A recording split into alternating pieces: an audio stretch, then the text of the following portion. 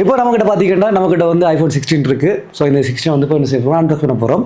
கூடவே பார்த்தீங்கன்னா நம்மக்கிட்ட வந்து ஒரு கேஸ் இருக்குது, மேக்ஃபேஸ் சப்போர்ட் இருக்குது. அப்புறமா இதுவும் ஒரு கேஸ் ஒன்று வந்திருக்கு. இது வந்து லென்ஸ் ப்ரொடெக்டர். சரியா, இதோட கூட டெம்பர்டிவ் இருக்குது. இந்த ஃபோனை அன்பாக்ஸ் பண்ணலாம். இந்த அன்பாக்ஸ் பண்ணுறதுக்கு ஒரு ஸ்பெஷல் கெஸ்ட்டை கூப்பிட்டுலாமா? தாயே தாயே மகளனவள்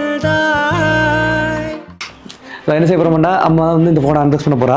ரொம்ப சந்தோஷமான மூமெண்ட். ஏன்னா சொந்தம் அழைச்சி சொந்த காசில் வாங்கிட்டு அதை அம்மா கையால் அன்பாக்ஸ் பண்ண விடுறது ரொம்பவே நல்லா இருக்கும். நீங்கள் அதை ஃபீல் பண்ணாட்டி கரெக்டாக ஃபீல் பண்ணி பாருங்க.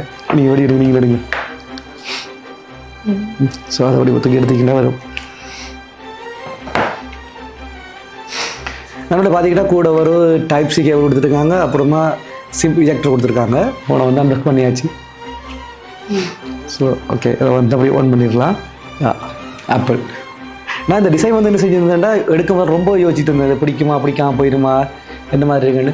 பட் நான் இதை செலக்ட் பண்ணாக்கான முக்கியமான ரீசன் பார்த்தீங்கன்னா, ஐஃபோன் 11 ஐஃபோன் 16 ப்ரோ மேக்ஸ் வரைக்கும் சேம் டிசைன் இருக்குது.